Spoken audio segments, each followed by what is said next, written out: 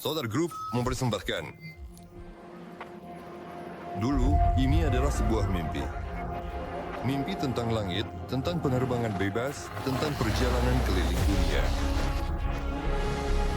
Dan kami menunjukkannya dengan sepenuh hati. Tapi apa yang dibutuhkan untuk mewujudkannya? Mimpi kami telah menjadi tujuan kami dengan sepenuh hati. Rencana kami telah menjadi rencana yang matang. Ide-ide kami berubah menjadi peta jalan dan teknologi produksi. Jadwal kami sudah terisi untuk bertahun-tahun ke depan. Pengembangan dan pembangunan, komponen dan bahan, pembuatan model dan pelaksanaan pengujian. Dari mimpi, kita menuju hasil. Jalani perjalanan ini bersama kami. Solar Group mempersembahkan proyek balon udara generasi baru. Kami telah memilih cara terbaik untuk meramalkan masa depan, menciptakannya bersama Anda.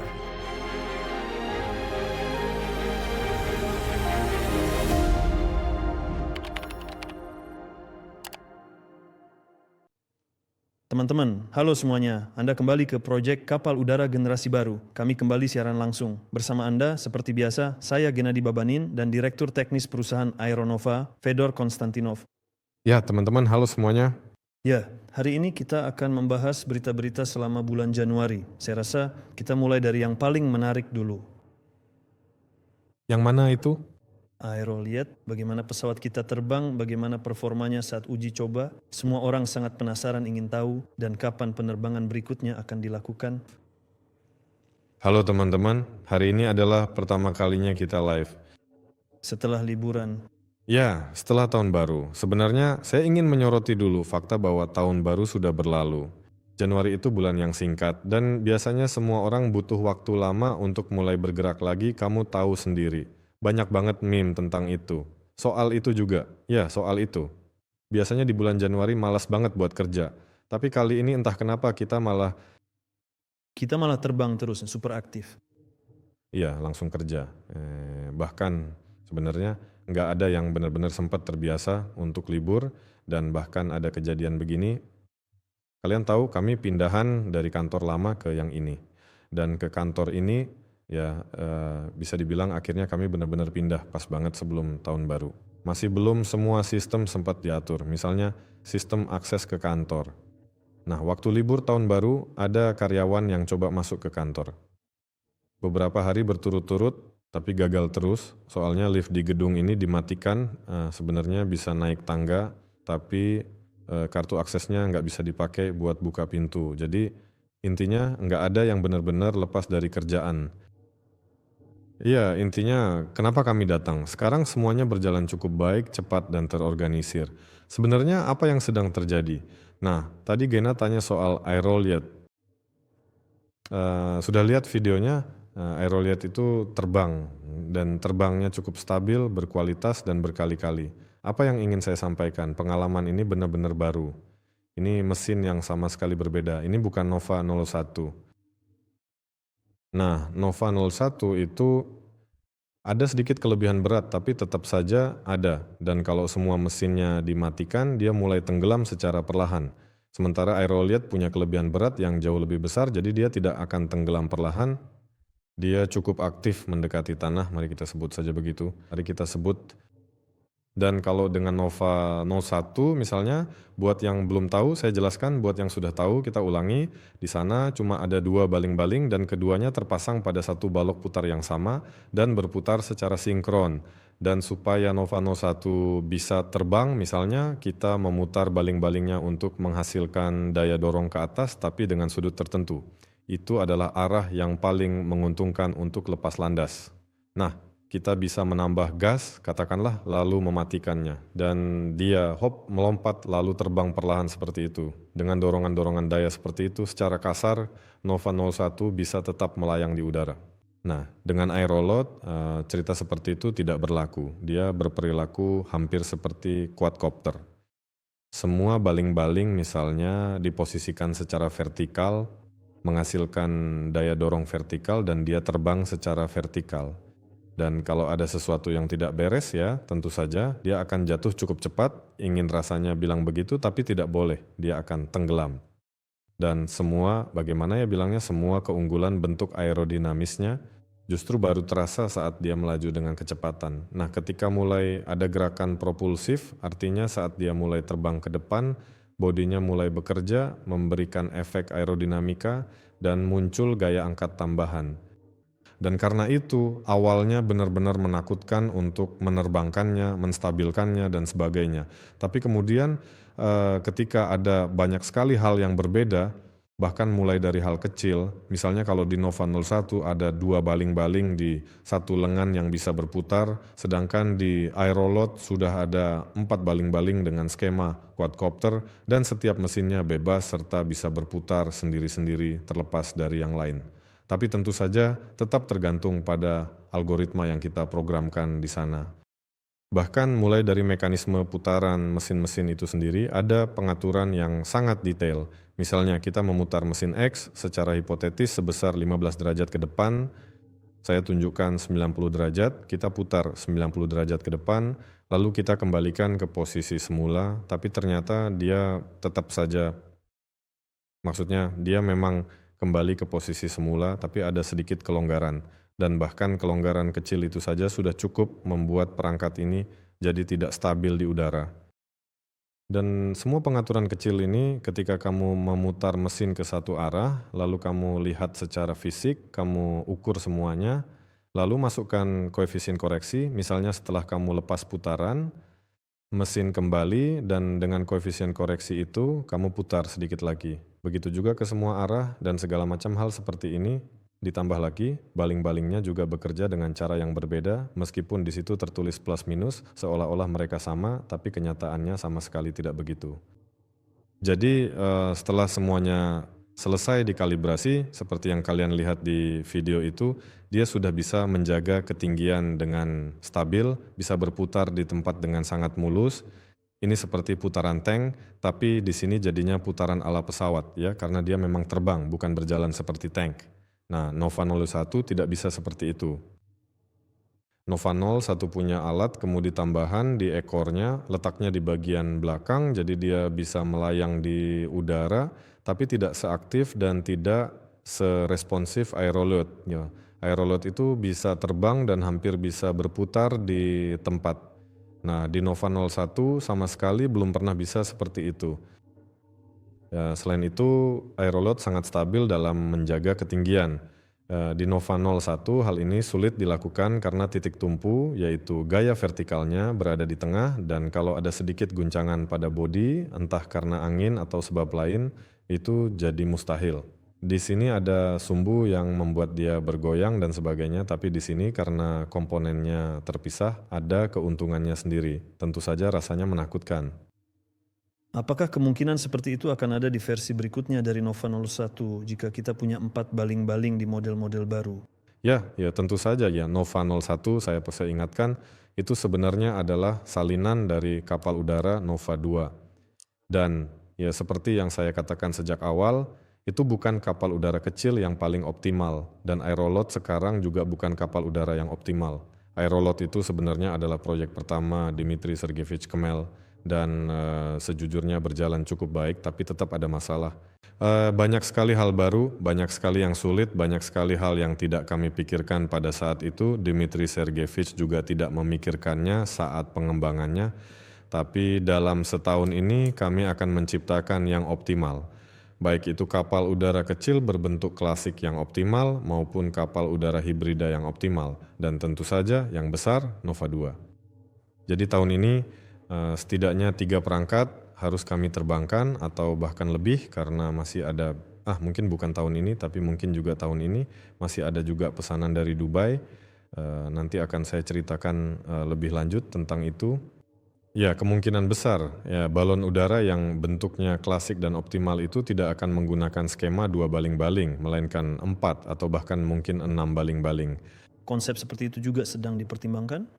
Ya tentu saja, sebenarnya balon udara besar yang benar-benar besar seperti Nova 2, punya 2 baling-baling karena itu adalah jumlah minimal yang mungkin untuk balon udara besar yang serius. Dan seiring bertambahnya volume, daya mesin juga meningkat, dan itu adalah daya mesin minimal, jadi tidak bisa terlalu banyak berkreasi.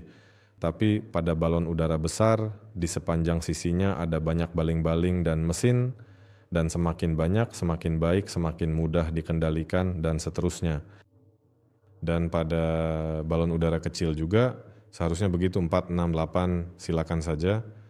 Ya, pertanyaannya sama, mereka berbeda, bisa berputar bebas, independen atau tergantung, itu semua hanya detail. Tapi ya yang klasik akan seperti itu. Dengan kemampuan manuver yang sama. Ngomong-ngomong pada aerostat, yang menarik adalah mungkin kalau tidak ada salju di landasan, dia mungkin bisa berputar sendiri bahkan di dalam hanggar, lalu keluar sendiri. Dia bisa berputar dan keluar hanggar sendiri. Kita cuma sedikit mengamankannya saja. Iya, di tempat yang ada saljunya kita dorong sedikit. Iya, dan mesinnya itu sangat kuat. Kami hampir saja merusaknya saat sudah mau terbang, tapi semuanya baik-baik saja. Kami berhasil mendaratkannya kembali. Dan Dima Orlov, dia itu pengembang sistem kendali kita, sekaligus operatornya juga. Nah, dia memutuskan, pokoknya dia ingin berputar dengan sangat keren. Jadi saat dia memutar baling-baling sedikit saja, menambah sedikit daya dorong, pesawat itu mulai berputar di tempat, baik saat di darat maupun di udara. Itu sama saja, hanya saja di udara dia juga mengimbangi kehilangan daya dorong vertikal dengan sedikit menambah di situ, tapi itu nggak terlalu penting. Kami berputar dengan hati-hati, tapi kali ini di darat dia memutuskan untuk berputar dengan keras.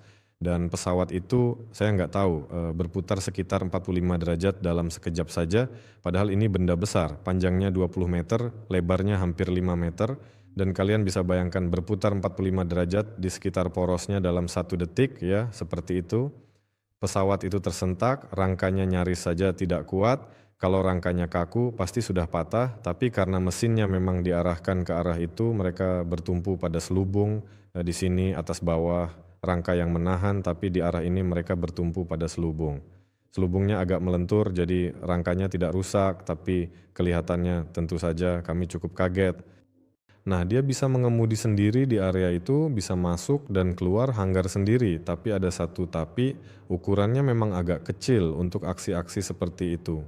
Kalau cuaca tenang, silakan saja, tapi kalau ada sedikit saja angin atau saat dia keluar dari hanggar, di situ bisa muncul arus turbulen yang bermacam-macam, tidak terduga dan bisa mulai mempengaruhinya, dia perlu diberi pemberat. Untuk itulah kami mengembangkan robot troli ini untuk memasukkan dan mengeluarkan dari hanggar untuk Nova 01. Sebenarnya kami berencana membuatnya sebelum tahun baru, tapi banyak tenaga tercurah untuk Dubai, jadi semuanya tertunda dan sekarang semuanya sudah dirancang, sudah dibeli, dan sebentar lagi perakitan akan dimulai. Memang harus ada robot troli yang akan mengeluarkannya, Nova 01 akan dibawa keluar olehnya, jadi troli ini bisa mendampingi pesawat, bisa membantu, bisa mengeluarkan, tapi kemungkinan besar semuanya akan bekerja bersama-sama, akan ada banyak faktor berbeda.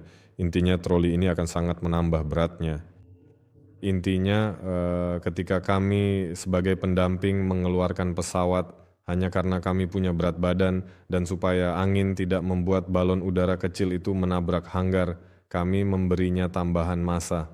Robot troli ini akan cukup berat, dia akan memegangnya di tempat yang tepat dan pesawat itu nantinya bisa dengan tenang mendorong troli ini sendiri atau troli ini bisa menarik pesawatnya, itu tidak masalah. Apakah troli ini akan bersifat universal dengan pengait universal dan cocok untuk semua balon udara?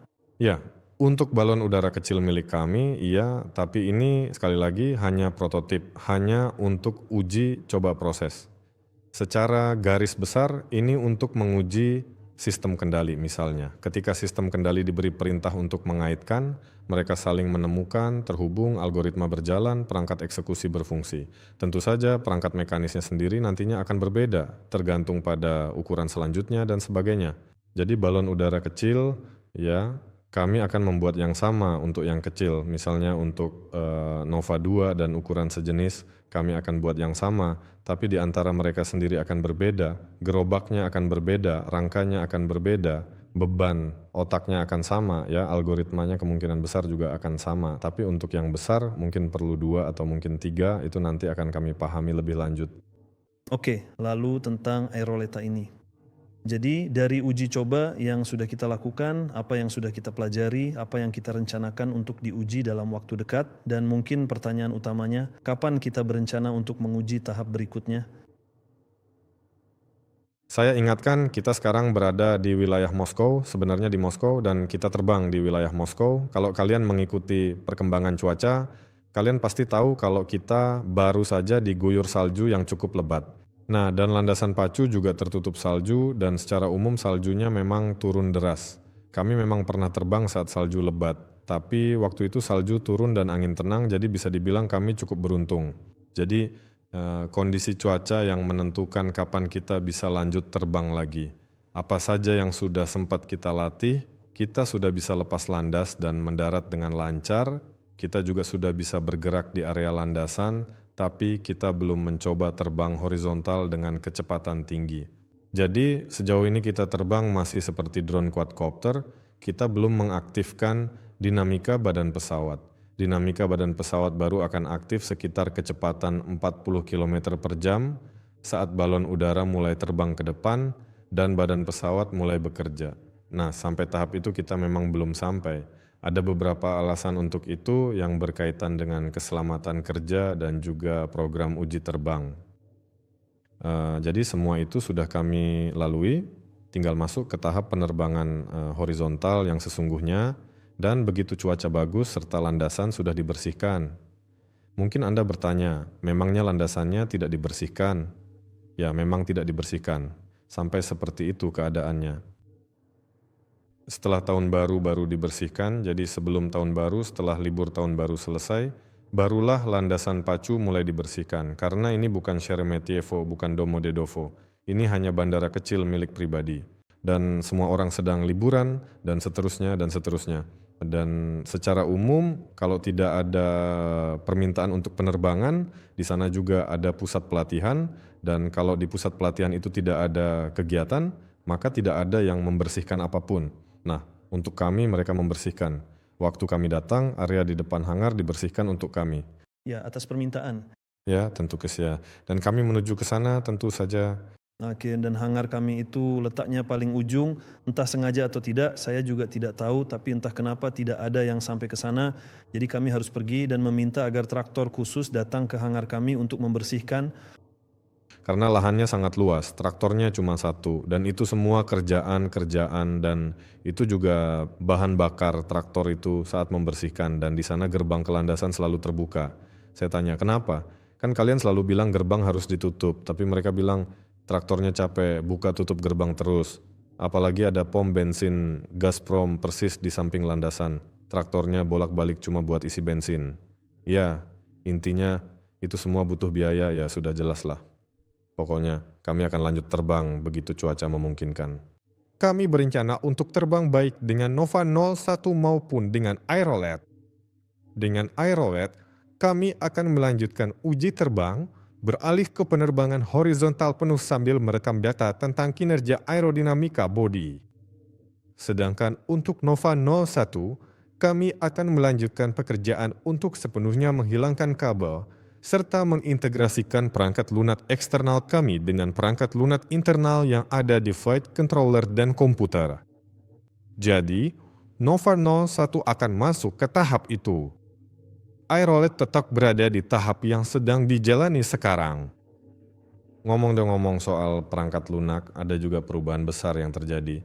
Dulu peta yang digunakan adalah tampilan dari atas, ya, kira-kira seperti Google Maps yang biasa kita lihat, seperti peta-peta lain pada umumnya bentuknya datar. Kita melihatnya dari atas dan di peta datar itu ada sesuatu yang bergerak, lalu ketinggiannya ditampilkan dalam bentuk angka. Kalau memang ada yang butuh, ya kami memang butuh, jadi kami melihatnya dalam bentuk angka. Sekarang, kalau tidak salah nih saya lupa siapa yang membuatnya, yaitu harus tanya lagi ke Milad, sekarang kita punya peta 3 dimensi. Jadi perangkat lunak kita sekarang, ketika kamu membukanya, kamu akan melihat peta 3 dimensi dan kamu bisa melihat secara 3 dimensi di mana posisi setiap balon udara dan bagaimana mereka bergerak di ruang 3 dimensi itu. Bukan 2D lagi tapi 3D. Ya, dan ini sekarang jadi sangat nyaman, baik untuk operator, untuk pemahaman, maupun untuk visualisasi, dan ini terjadi saat liburan tahun baru kemarin. Jadi, bisa dibilang teman-teman mengerjakan perangkat lunak ini selama setahun penuh, dan saat liburan tahun baru, mereka memindahkannya ke peta 3 dimensi. Ya, jadi begitulah. Karena memang tidak ada yang libur, saya juga baru tahu soal itu. Kami masuk kantor, Milad bilang, Fedor, sini aku mau tunjukin sesuatu. Lihat. Dia membual. Ya, lihat apa yang mereka lakukan, saya pikir, wah itu keren.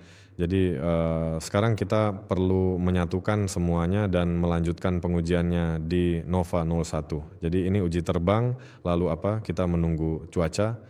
Meskipun saat ini kami tidak sedang melakukan uji penerbangan, apa yang sedang kami lakukan di kantor? Minggu ini, ya, prioritas perusahaan tentu saja adalah Nova 2. Dan semua orang selalu mengerjakannya. Nova 01 hanyalah sebuah pesawat, sesuatu yang bisa terbang, sesuatu yang bisa diperlihatkan, dibicarakan, didiskusikan, misalnya rusak, diperbaiki, dan sebagainya. Pesawat ini nyata di sini belum nyata sepenuhnya. Tetapi semua orang sedang mengerjakan Nova 2, tim inti, dan semua proses intinya ada di sana. Jadi apa yang sedang terjadi di sana? Nah, beberapa bagian sekarang sudah bisa disentuh. Ya, benar. Kalian sudah lihat gambar tentang kemudi, bahwa kemudi ekor sudah mulai dikerjakan. Proses teknologinya sedang berjalan. Sekarang sudah ada foto-foto yang dikirim menunjukkan bahwa kemudi sudah dicat dan sudah dirakit. Kami belum mempublikasikannya karena untuk mengecatnya harus membangun ruang pengecatan dulu. Meskipun namanya ruang sebenarnya itu adalah ruangan yang utuh. Intinya sebelum libur tahun baru, ruangan itu sudah selesai dan setelah tahun baru hanya tinggal sedikit lagi yang harus dikerjakan. Sekarang sudah ada ruang pengecatan, semua bagian aluminium tentu saja dicat dengan proses teknologi khusus, semuanya sesuai standar dan sebagainya. Tidak ada yang asal-asalan. Bagaimanapun juga ini adalah teknologi penerbangan, sangat serius. Dan kedepannya nantinya akan disertifikasi. Karena itu semuanya tidak secepat yang diharapkan. Tapi tetap berjalan. Foto kemudi yang sudah dicat mungkin nanti saya kirim. Hari ini bisa kalian lihat. Intinya, sekarang logamnya sedang dikerjakan. Proses teknologinya sedang dipelajari. Awalnya hanya membengkokkan satu sisi, lalu sisi kedua, ketiga, kemudian permukaan yang lebih rumit. Setelah semua itu dikuasai, mulai dilakukan perakitan. Saat perakitan, kami menyadari bahwa semuanya bisa dirakit. Misalnya, ada satu set yang terdiri dari 10 bagian. Setiap bagian tentu saja punya toleransi kesalahan.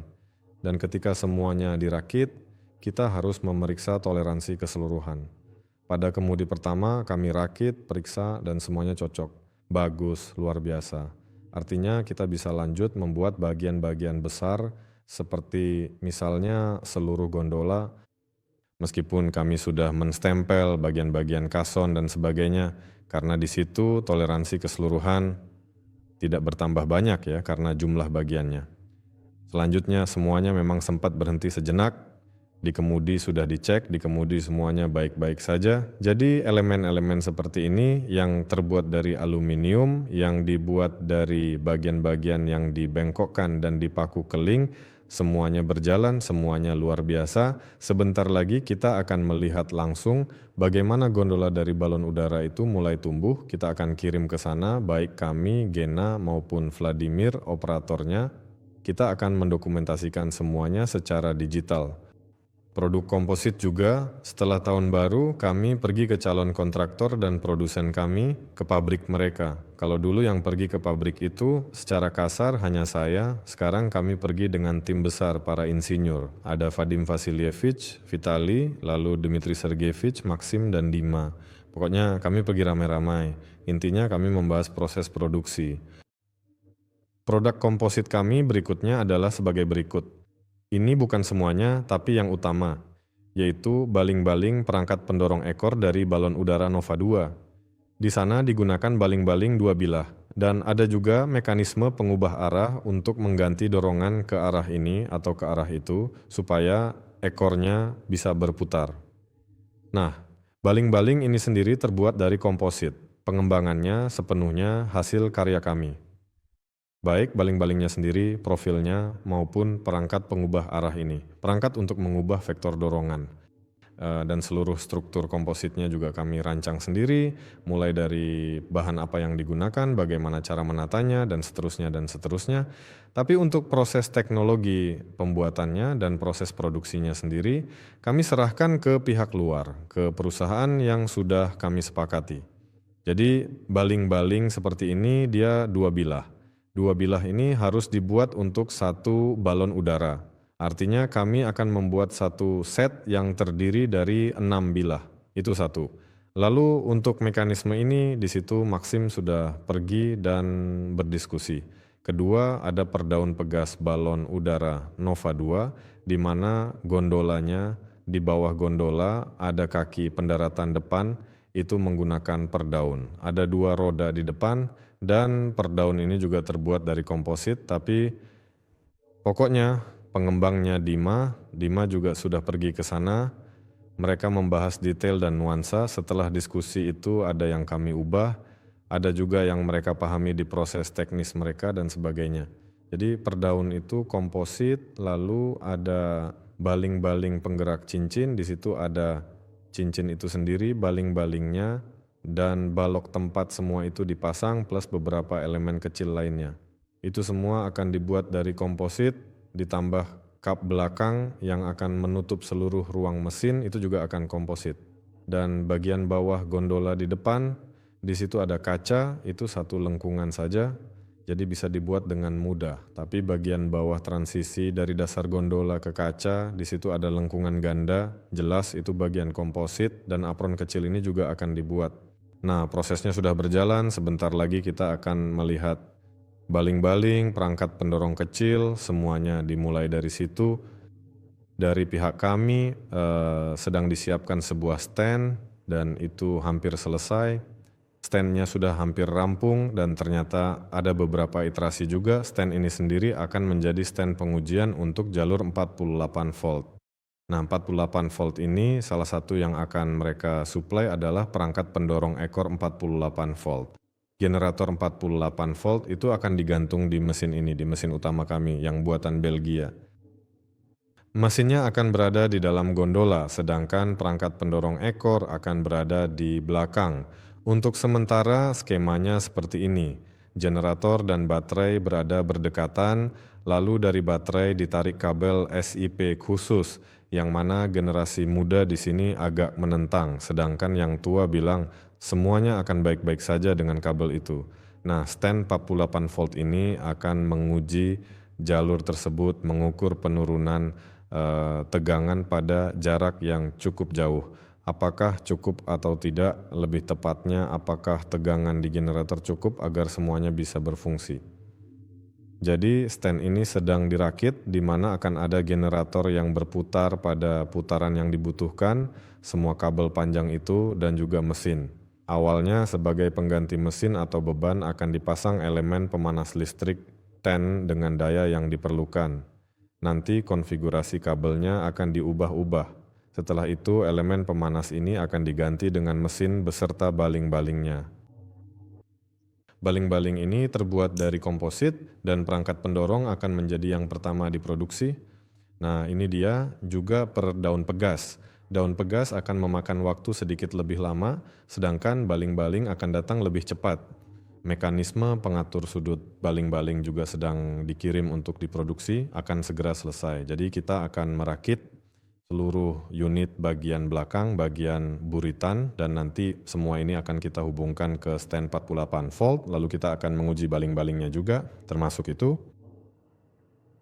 Nah, pekerjaan untuk membuat stand ini sedang berjalan. Generatornya sudah dibeli sejak tahun lalu. Ini adalah generator utama yang nantinya akan dipasang di balon udara. Kami sudah membelinya tahun lalu. Di situ ada generator buatan Tiongkok dan ada juga yang buatan Amerika. Daya keluarannya memang sama tapi karakteristik spesifiknya berbeda. Generator Tiongkok lebih berat, itu yang pertama. Kedua, generator Amerika punya modul kontrol khusus yang bisa memaksimalkan efisiensi motor dari generatornya. Sementara yang Tiongkok tidak punya fitur seperti itu, dia bekerja langsung saja. Nah, Sekalian nanti akan kami uji juga, tapi generator Tiongkok harganya 10 kali lebih murah. Jadi sekalian kami akan uji keduanya, bagaimana performanya di berbagai mode, di mode panas, dan bagaimana stabilitasnya. Juga akan kami cek tegangan keluarannya. Soalnya biasanya kalau kita bicara soal komponen, soal pembelian, ya begitu, ayo beli yang Tiongkok saja, tapi ya itu kan voltase Tiongkok atau ampere Tiongkok. Seperti biasa ya, putaran Tiongkok dan sebagainya. Intinya nanti akan kita uji juga. Untuk urusan ini semuanya memang bergerak ke arah sana. Itu saja yang berkaitan dengan Nova 2? Itu cuma sedikit soal Nova 2, kalau diingat semua bakal panjang ceritanya. Tanya soal kerjaan kita di sini, banyak hal seru yang kita buat. Kami sampai pada tahap pembuatan dokumen teknis dan pembuatan kabel harness listrik, kabel, perangkat distribusi, kotak, dan semua hal seperti itu. Sekarang kita sudah punya, bisa dibilang seluruh skema konstruksi dan kekuatan gondola. Mungkin sekitar 95% sudah selesai dan sekarang sudah mulai dipasang. Jelas, di gondola ini sudah terpasang mesin, sudah ada sekat anti api, sistem bahan bakar, balas yang juga disebut kason, tangki balas juga sudah muncul di mesin. Seluruh skema konstruksi dan kekuatan, khususnya di kompartemen mesin, seperti bagaimana mesin ini dipasang di rangkanya, bagaimana rangka itu disatukan dengan gondola. Ya, semua peralatan tambahan juga sudah ada, di mesin sudah terpasang gearbox, transmisi putar itu sendiri, baling-baling, dan penggerak melingkar. Dan sekarang secara garis besar mulai dilakukan pemasangan semua perangkat lain, sistem kendali, dan lain-lainnya. Dan pada KSS ini dan bersamaan dengan itu karena kita sudah menentukan posisinya, sudah ada banyak sekali skema kelistrikan, baik yang untuk pengendalian, tenaga dan semuanya, dan karena semua itu sudah ada, geometri gondola juga sudah jelas, maka semua sistem kabel bisa mulai dirancang. Sebenarnya secara kasar, sekarang semuanya sudah dituangkan dalam skema.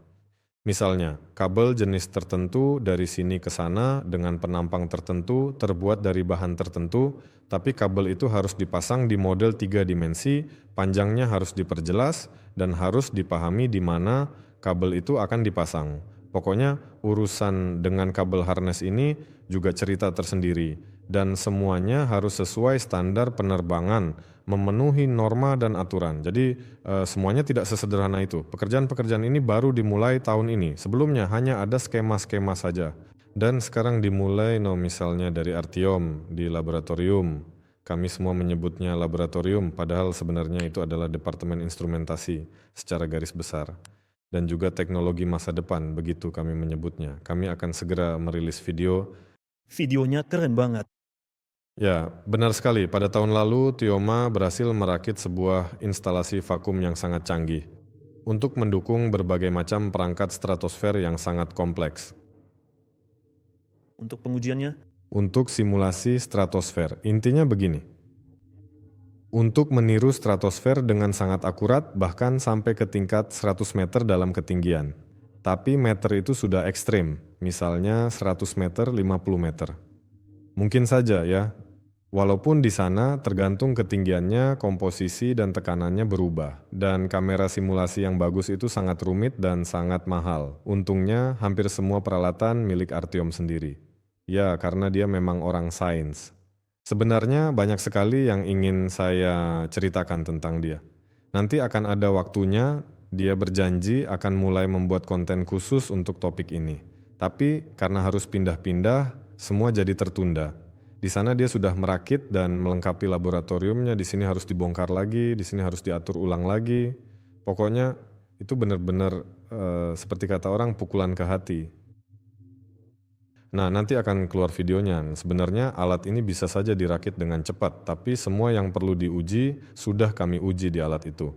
Dan Tioma bilang dia ingin merakitnya di depan kamera karena ini momen bersejarah. Jadi kami membuat video perakitan alat ini dengan sangat teliti. Nah, videonya akan segera tayang. Dan yang ingin saya sampaikan, inilah pekerjaan yang sedang kami lakukan. Kami merancang area untuk produksi. Nah, ini berkaitan dengan pembuatan alat. Kenapa kami butuh itu? Karena misalnya di kapal udara itu, ya, itu perangkat yang benar-benar unik. dan di sana ada sistem kendali tersendiri. Kami sudah mengembangkan sendiri flight controller kami. Kami juga sudah mengembangkan microcontroller yang dikendalikan oleh flight controller. Microcontroller itu pada gilirannya mengendalikan perangkat eksekusi. Jadi kami perlu membuat chip, papan sirkuit, dan alat kami sendiri. Jadi, kami sudah membuat daftar peralatan minimal yang dibutuhkan agar kami bisa dengan tenang membuat alat, perangkat, dan sebagainya di sini. Skema, papan sirkuit, dan lain-lain. Dan sekarang proses pembelian semua itu sudah dimulai. Nanti juga akan ada video-video keren yang akan kami unggah ke depannya. Kami juga membuat konverter sendiri, tentu saja, baik step up maupun step down, konverter DC-DC. Semua yang ada di pasaran itu tidak sesuai dengan kualitas yang dijanjikan. Semua yang pernah kami beli, dan semua yang terpasang di Aerolet dan di Nova 01. Misalnya baterai utamanya di sana 72 volt, tapi perangkat eksekusinya bermacam-macam. Ada yang butuh 12 volt, ada yang butuh 24 volt. Tidak mungkin membeli baterai untuk semuanya, jadi di mana-mana dipasang step down. Dan semua step down yang ada di pasaran semuanya rusak. Sekeren apapun katanya semuanya pernah kami perbaiki, ya kami modifikasi, ada yang kami lepas komponennya, ada yang kami pasang komponen sendiri dan sebagainya. Dan tentu saja itu masih bisa dilakukan untuk perangkat kecil, tapi untuk yang besar seperti di Nova 2 dan yang berikutnya, semua perangkat seperti itu harus dirancang sendiri. Tapi supaya kualitas, keandalan, dan hal-hal lain terjamin. Kami bisa merancang semua itu, bahkan sudah dirancang. Sekarang tinggal memproduksi dalam batch percobaan kecil. Jadi kami sudah merancang area kecil di dalam laboratorium. Semua ini akan segera kami jalankan, kami tunjukkan, kami ceritakan. Semuanya juga akan terlihat bagus. Banyak hal sedang dikerjakan, tapi ada juga yang belum dikerjakan. Semua ini masih berkaitan dengan cangkang, dengan produksi cangkang, pokoknya dengan area-area itu. Dan karena masalah pendanaan, kami tetap belum bisa mengambil area bersih yang besar begitu saja. Kami mencari yang lebih jauh, lebih murah, lebih kotor. Di sana pokoknya itu parah. Saya bahkan tidak tahu bagaimana menjelaskannya. Sedih, kecewa, dan menyebalkan. Tapi sepertinya sudah ada beberapa pilihan. Dan ada harapan pada bulan Februari kami akan menempati area tertentu dan mulai produksi cangkang. Kami sudah punya fondasi untuk itu. Mesin-mesin sudah siap, menunggu, proses teknis sedang ditulis, pola pemotongan sudah ada, orang-orang juga sudah siap, ya, hanya soal lahan saja, tentu saja. Tapi tahun ini baru berjalan 2 minggu kerja, ya, jadi baguslah kita sudah menemukan lahan. Saya benar-benar ingin segera mulai membuat cangkangnya, bahannya sudah ada, mesin-mesinnya sudah siap, pola pemotongan juga sudah ada, semuanya sudah siap. Bayangkan saja kita sekarang sudah bisa membuat cangkang Nova 2. Dan kita pasti sudah lebih aktif membuat penguat hidung untuk sayapnya, kalau tidak pasti pembicaranya akan sangat berbeda. Sistem VGS sudah hampir sepenuhnya siap untuk cangkang ini, itu termasuk kipas angin, katup, berbagai skema sudah dicoba, katup mekanis sudah siap. Sekarang sedang dibuat katup elektromekanis ini supaya bisa digunakan dalam mode tanpa awak.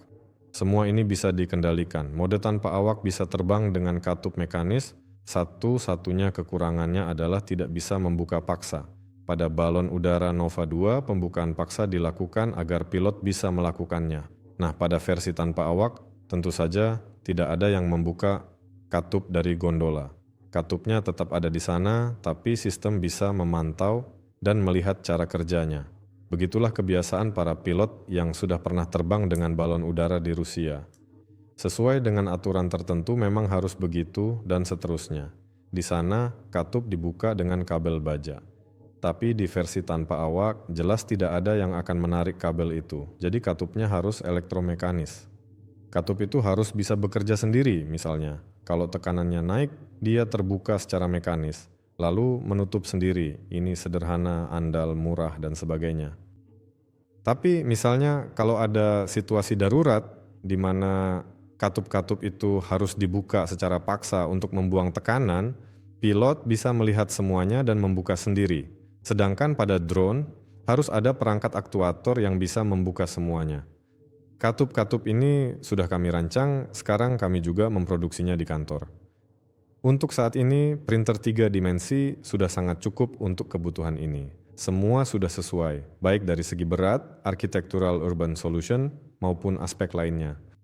Jelas nanti kalau geometri katup dan juga kipasnya sudah jadi, kita bisa kirim ke mesin termoplastik otomatis dan memproduksinya massal. Tapi untuk saat ini saja sudah cukup bagi kami. Cangkangnya, ya. Semoga kami bisa segera mulai pembuatannya. Tapi sekali lagi saya ingatkan, kami sudah membeli materialnya baik untuk Nova 2 maupun untuk Nova 01 versi tempur bisa dibilang. Begitu. Awalnya kami akan membuatnya hanya untuk keperluan penyetelan peralatan, lalu kami akan menguji cangkangnya, misalnya untuk memastikan kerapatan sambungan dan sebagainya, tapi tidak dalam jumlah besar karena biayanya mahal. Begitu. Lalu kenapa kebersihan itu penting di ruangan? Ruangannya kelihatan bersih, sepertinya semuanya baik-baik saja. Tapi saat kamu mulai mengelas cangkang itu, ada proses pengelasan sambungan dan kelihatannya sambungan itu juga lolos uji kekuatan. Tapi kemudian helium keluar. Itu karena debu yang ada, debu itu menempel dan helium seperti yang dikatakan salah satu ahli pembuatan balon udara, kalau kamu tidak percaya pada superfluiditas helium. Ketika mulai membahas soal kebersihan ruangan, ada saja yang dipertanyakan. Nah, helium itu memang benar-benar bisa merembes. Mungkin di bagian kecil, misalnya di 1 meter sambungan itu, kamu tidak akan terlalu menyadarinya. Tapi kalau sambungan seperti itu ada banyak di seluruh cangkang, dampaknya jadi terasa. Dan helium itu tidak murah. Kalau di Nova 01 masih bisa dimaklumi, tapi di Nova 2 itu sudah jadi volume yang besar, luas permukaannya juga besar, dan tentu saja kesalahan seperti itu sama sekali tidak boleh terjadi. Kami berharap bisa segera menyelesaikan masalah ini lalu mulai mengerjakan cangkangnya. Mesin-mesin sedang dalam perjalanan ke arah kita.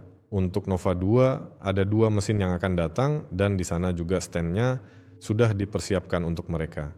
Di sana pertama-tama mesinnya sendiri dijalankan, lalu peralatan mulai dipasang di atasnya, kemudian peralatan itu mulai diintegrasikan dengan jalur 48 volt karena awalnya di stand itu motor asinkron memutar generator, lalu tentu saja kita memindahkan generator ke mesin dan secara bertahap, perlahan-lahan semuanya sampai pada tahap di mana kita akan meninggalkan VKD di sini dan perangkat kita sudah siap untuk dimasukkan ke gondola. Tentu saja semua itu dilakukan setelah uji coba di darat. Di chat tadi ada pertanyaan soal Dubai. Katanya ada kontak, ada beberapa pekerjaan yang sedang berjalan, komunikasi, mungkin juga beberapa. Sedang berjalan, dan setelah tahun baru semua pekerjaan juga sudah dilanjutkan dan berjalan lagi. Nah, yang paling dekat itu kami sudah mengirimkan penawaran komersial, sudah disetujui, dan sekarang kami bersama klien sedang mengerjakan model keuangan bisnisnya untuk penerapan produk-produk yang dia butuhkan, dan sepertinya semuanya cocok dan kami punya tenggat waktu sampai akhir Januari untuk menyelesaikan ini, lalu akan ada pesanan. Dia tertarik dengan alat yang mana? Saya belum bisa bilang sekarang. Nanti kalau sudah tanda tangan kontraknya kirim uang muka baru saya ceritakan semuanya. Mereka memang butuh beberapa. Oke, mereka cukup fleksibel. Mari kita mulai dari situ. Itu sudah bagus. Ya, jelas bukan dirigible kaku, mereka itu fleksibel. Oke, sampai di sini dulu pembicaraannya. Nah, itu yang paling dekat dengan kebutuhan mereka. Dan ukurannya juga tidak kecil. Saya bisa bilang begitu juga. Itu soal harganya. Sebenarnya ini salah satu dari sedikit kasus di mana kami menerima pesanan untuk sesuatu yang sebenarnya belum kami miliki.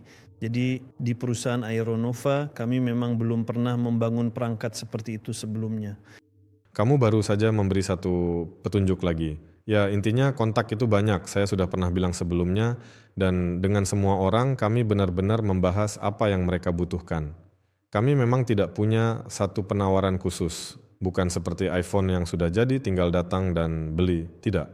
Setiap orang punya kebutuhan sendiri, cara penggunaan yang berbeda, keunikan zona penggunaan, dan persyaratan terhadap berbagai pokoknya beban dan sebagainya dan sebagainya. Jadi, Secara kasar, kamu bersama klien bersama-sama menciptakan gambaran perangkat itu. Dan gambaran itu tidak sekadar seperti saya seniman, saya gambar saja sekarang, karena itu harus dihitung juga. Semuanya harus punya dasar yang jelas dan seterusnya dan seterusnya. Dan semua itu tidak cepat, jumlahnya juga banyak, sementara kami hanya sedikit. Jadi kalau ada yang bertanya, saya jawab kami sedang bekerja. Dan kami bekerja seefisien mungkin, sebisa mungkin, supaya bisa memenuhi semua permintaan. Kami terus berkomunikasi dengan klien luar negeri, baik lewat penerjemah maupun langsung. Kami berdiskusi, mengonfirmasi, baik soal balon udara stratosfer, maupun probe stratosfer. Pekerjaan sedang berjalan. Mana yang nanti akan menghasilkan uang, kita lihat saja nanti. Nah, yang paling singkat sudah saya ceritakan ke kalian bahwa sampai akhir Januari, tinggal sehari dua lagi, kami harus membentuk model ini. Dan di bulan Februari nanti kemungkinan besar akan ada keputusan. Kalau itu terjadi, pasti keren banget. Saya bakal senang sekali. Bukan cuma kamu saja menurutku. Apakah kita ada acara dalam waktu dekat, mungkin perjalanan, atau mungkin ada sesuatu? Ya, ada acara dan juga perjalanan banyak banget yang sudah direncanakan. Kalau bicara soal acara, sekadar menyimpang sebentar, sekarang di negara kita sedang berlangsung pembacaan kerajaan. Yang tahu pasti paham maksudnya. Nah, Dimitri, kami di Aeronova menerima surat resmi, undangan untuk ikut serta dalam pembacaan kerajaan itu. Dan Dmitry Sergeyevich Khmel akan tampil membawakan laporan tentang berbagai konstruksi tiup yang bisa digunakan di luar angkasa, misalnya untuk eksplorasi bulan, juga untuk berbagai stasiun berawak di orbit, bahkan untuk eksplorasi Venus. Venus punya atmosfer yang sangat padat dan di ketinggian tertentu atmosfernya tidak. Pokoknya ada banyak proyek. Buat yang belum pernah tertarik, coba cari tahu soal fakta bahwa di lapisan atas atmosfer Venus kita bisa berada di sana dan bisa menggunakan balon udara di platform yang didukung secara aerostatik seperti itu. Pada zaman Soviet dulu sudah ada wahana penelitian berbentuk balon seperti itu yang mengeksplorasi Venus. Ya, bukan balon udara seperti biasa, tapi lebih ke wahana yang didukung secara aerostatik. Dan Dmitry Sergeyevich adalah ilmuwan kita yang memang khusus di bidang ini, bidang penelitian Venus. Nah, sekarang sedang berlangsung pembacaan Korolev. Dmitry Sergeyevich akan memberikan presentasi di sana. Selain itu, produksi cangkang kami juga kami bentuk dengan mempertimbangkan bahwa kami bisa membuat berbagai macam konstruksi seperti itu. Jadi bukan hanya untuk planet kita saja. Kami tahu program-program terdekat dan apa yang akan dibutuhkan di sana, dan kami dengan senang hati akan ikut berpartisipasi dalam semua itu. Bahkan sudah ada beberapa pekerjaan yang sedang berjalan ke arah tersebut. Tapi untuk saat ini, saya belum akan membahasnya. Acara terdekat adalah pembacaan Korolev. Hari Sabtu ini Dmitry Sergeyevich akan tampil di sana. Kita akan pergi melihat-lihat dan semoga kami bisa menunjukkan sesuatu untuk kalian. Bagaimana dengan di departemen kita, apakah mikroturbin bisa dianggap sebagai teknologi yang menjanjikan? Nah, mikroturbin itu tetap saja adalah unit tenaga, bagian dari departemen unit tenaga. Dari kabar terbaru, secara umum, setelah tahun baru terjadi sesuatu. Rekan-rekan terhormat kita dari Tiongkok mengirimkan laporan tentang selesainya uji coba di stand untuk bagian listrik dari mikroturbin kita. Kita memesan generator dari mereka. Itu sebenarnya adalah pengembangan, artinya mereka mengembangkan generator listrik untuk turbin mereka sendiri. Tapi kita punya frekuensi, daya, dan lain-lain yang sedikit berbeda, mereka menyesuaikannya untuk kita. Intinya mereka menyesuaikannya bersama kita juga membantu mereka dalam perhitungan. Mereka benar-benar memproduksinya dan sekarang telah menyelesaikan uji coba di stand. Generator ini bekerja dalam dua mode, yaitu sebagai starter dan sebagai generator. Nah, mereka sudah mengirimkan kepada kami laporan lengkap, termasuk laporan foto dan video, serta laporan utama dengan semua grafik, pengukuran, dan sebagainya. Saat ini, laporan tersebut sedang dipelajari oleh para spesialis kami. Kalau dilihat sekilas, semuanya berjalan dengan sangat baik, persis seperti yang seharusnya, semuanya berhasil. Jadi sekarang setelah kami menerima laporan-laporan ini, Mereka akan menyusun dokumentasi teknis final, instruksi-instruksi detail, dan lain sebagainya. Semua itu akan segera dikirimkan ke kami. Nah, saya ingin mengucapkan selamat kepada kita semua. Kita akan memiliki generator dengan daya listrik 300 kW. Nanti saya akan ceritakan spesifikasi teknisnya secara lebih detail, tapi ini adalah perangkat yang sangat ringkas dan ringan. Bagi yang belum paham, saya bisa jelaskan sedikit. Misalnya generator listrik 300 kW, orang mungkin berpikir buat apa repot-repot menciptakan, tinggal beli saja, kita juga bisa beli. Pertama, harganya cukup mahal. Kedua, beratnya bisa sedemikian rupa sampai-sampai seluruh balon udara pun tidak akan sanggup membawanya, karena generator seperti itu biasanya beroperasi pada putaran rendah. Nah, kalau kita menaikkan putaran, kita bisa memperkecil ukuran generator itu. Bagi yang paham, saya tidak perlu jelaskan lagi. Tapi buat yang belum paham, silakan dengarkan. Generator kami bekerja pada 45.000 putaran per menit. Turbin kami juga beroperasi pada putaran itu. Dan semuanya tanpa gearbox, tanpa perantara, langsung terhubung ke generator. Jadi generator 300 kW kami ini adalah perangkat yang sangat kecil dan ringkas. Dan sekarang sudah kami terima generator listriknya seperti itu.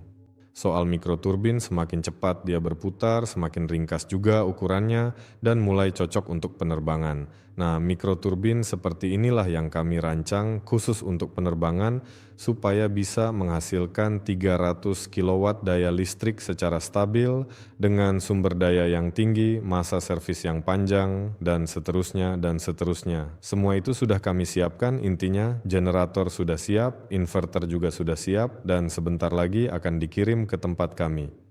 Lalu bagaimana dengan turbin itu sendiri? Merancang turbin itu adalah usaha yang luar biasa besar dan membuatnya pun tidak kalah berat. Bagi yang paham, pasti bisa cerita banyak hal menarik.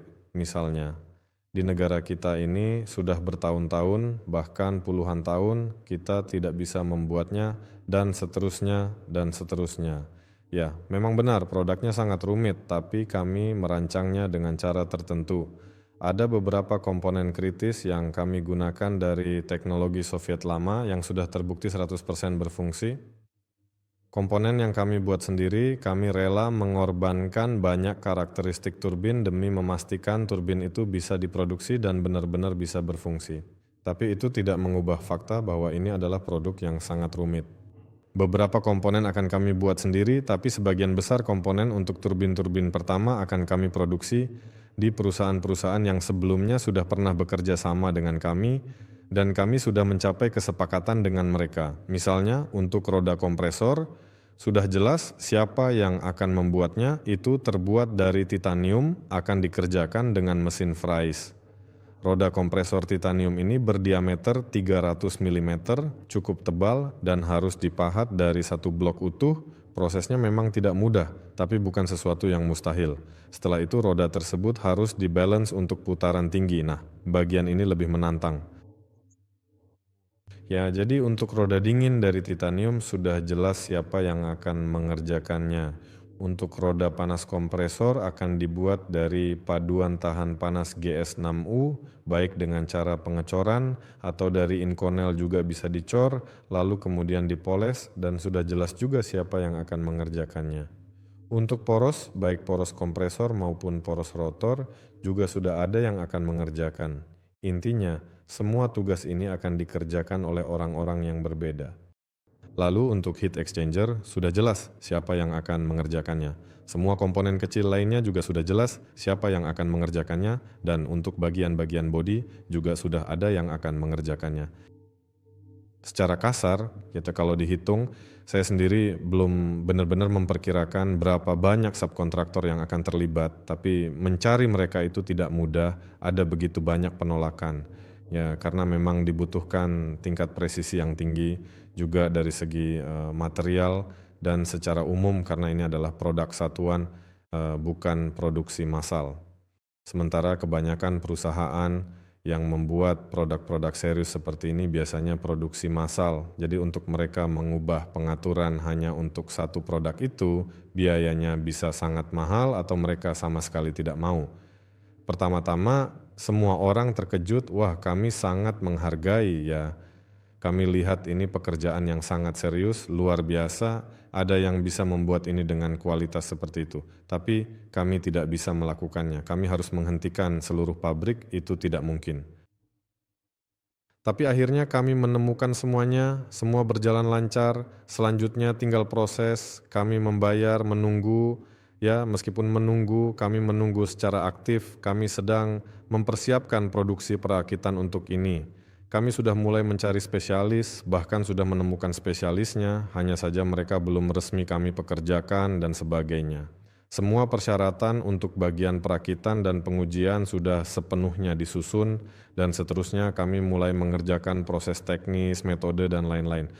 Saya ingatkan lagi bagi yang mendengarkan dan bertanya-tanya, ini proyek tentang dirigible atau mikroturbin. Saya ingatkan kembali, dari mana asalnya mikroturbin dan untuk apa? Karena tidak ada mesin pesawat terbang khusus untuk dirigible, apakah ada yang membuatnya? Tidak ada. Di Rusia atau secara umum, baik di Rusia maupun secara umum, pada dasarnya mesin pesawat terbang ini seperti, bisakah kita menggunakan semacam mesin pesawat terbang yang ada di planet ini misalnya? Bisa saja dijawab, tidak bisa. Untuk apa? Sebenarnya bisa, tapi apakah itu akan optimal? Tidak akan. Apakah kita bisa membangun balon udara masa depan yang keren? Bagaimanapun juga panel surya pasti akan ditambahkan di sana. Kita bisa membakar hidrogen yang secara umum adalah bahan bakar hijau dan turbin mampu melakukannya. Nah, turbin adalah pilihan terbaik dari semuanya dan kita beruntung karena ada tim besar yang dipimpin oleh Andrei Veniaminovic yang selama ini memang hanya mengerjakan turbin dan sekarang dengan senang hati membantu kita. Intinya untuk balon udara besar di masa depan kita benar-benar butuh mikroturbin apapun keadaannya. Kalau di Nova 2 kita pakai mesin helikopter buatan Belgia, di Nova 8 kita tidak bisa menggunakannya dan juga tidak bisa pakai mesin lain. Akan sangat bagus kalau kita sudah punya mikroturbin yang dikembangkan, diuji dan diproduksi. 2 mikroturbin untuk dipasang di kapal udara generasi baru Nova 8, lalu kita bisa memutar baling-baling dengan motor listrik di sepanjang bodi, semuanya jadi keren, mantap, dan luar biasa. Tapi kalau sampai saat itu mikroturbin belum ada juga opsi lain supaya Nova 8 tetap bisa terbang tanpa mikroturbin. Ada istilah dalam dunia penerbangan ringan yang disebut autokonversi. Misalnya di pabrik mobil mereka mengambil mesin Toyota atau Subaru dan sebagainya lalu sedikit dimodifikasi dan bisa dipasang misalnya di pesawat atau bahkan di kapal udara bisa saja. Mesinnya memang harus sedikit diubah supaya bisa diputar, misalnya sistem oli harus diubah dan kapal udara seperti itu bisa terbang, bisa saja, tapi untuk disertifikasi tidak bisa. Jadi pertanyaannya adalah apakah Nova 8 ini sebenarnya bisa terbang tanpa menggunakan mikroturbin? Jawabannya adalah bisa saja, tapi kemungkinan besar hal itu tidak akan hadir sebagai sebuah produk komersial yang dijual bebas. Kalau kita bicara soal adanya mesin pesawat putar jenis lain, sepertinya memang dulu pernah ada yang serupa, tapi sayangnya saat ini sudah tidak diproduksi lagi oleh pabriknya. Saya agak lupa apa nama spesifiknya, tapi bagi Anda yang memang ahli di bidang ini pasti sudah paham sekali apa yang saya maksudkan. Turbinnya sudah masuk tahap produksi, bahkan modifikasi berikutnya sedang dikerjakan. Seperti yang saya bilang, pada turbin ini kami memang menerapkan solusi-solusi tertentu supaya benar-benar bisa diproduksi, benar-benar bisa berfungsi dan benar-benar bisa bekerja. Tapi misalnya ada bantalan udara di sana tanpa oli dan ada beberapa solusi lain yang kami rencanakan untuk turbin berikutnya di mana 70% komponennya akan tetap sama, misalnya rekuperator, bodi dan sebagainya, sedangkan 30%-nya akan diperbarui sehingga turbin jadi lebih ringan, lebih ringkas, jauh lebih produktif dan lain-lain. Tapi untuk yang itu proses produksinya memang akan sedikit lebih lama. Jadi kalau bicara soal turbin, update-nya seperti itu. Nanti saya akan ceritakan lagi beberapa hal tentangnya, tapi saya ingin mengingatkan bahwa mikroturbin seperti ini sendiri sudah merupakan produk yang luar biasa keren, yang sangat mudah untuk dikomersialkan, ya. Dan kami bahkan sudah punya investor khusus untuk itu, yang sebelumnya pernah bekerja dengan Andrei Veniaminovic di masa lalu, dan mereka memang punya keinginan untuk membangun perusahaan terpisah khusus produksi mikroturbin.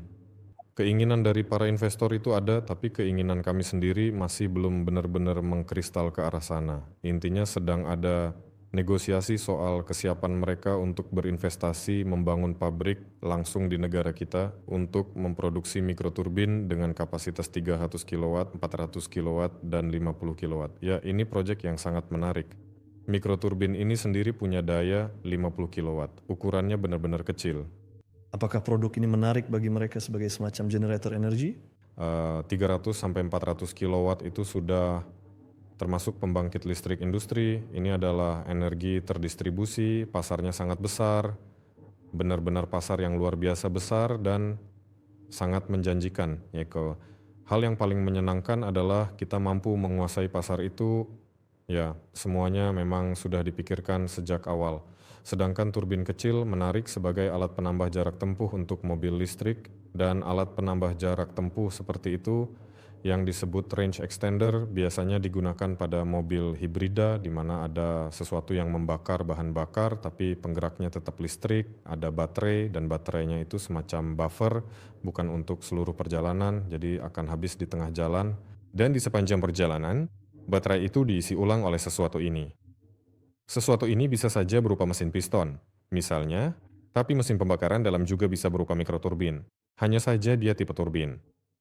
Nah, mikroturbin keramik kecil berkapasitas 50 kW itu dibutuhkan dalam jumlah jutaan unit, dan pabrik-pabrik yang memproduksinya bisa menghasilkan ribuan unit per bulan.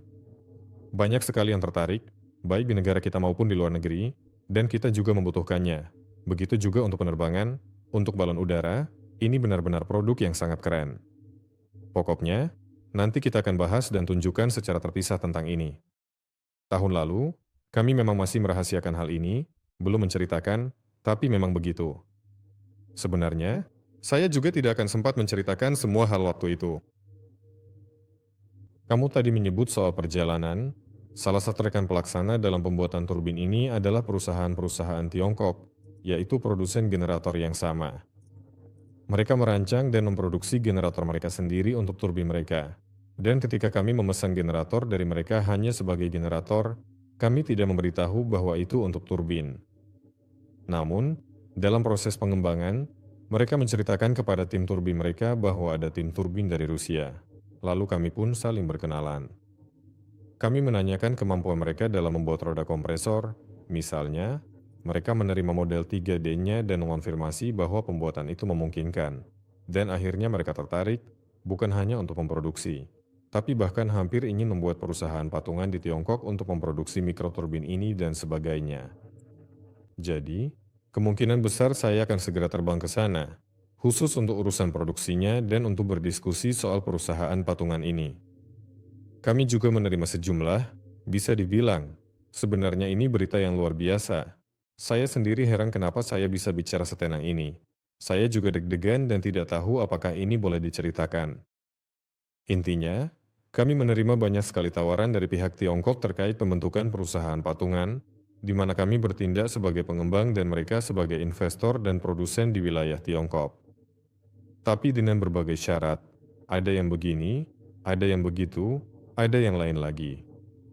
Ada yang ingin menutup pasar Tiongkok dengan turbin kami, misalnya, dan pasar internasionalnya diserahkan ke kami. Macam-macam dan dengan porsi yang berbeda-beda.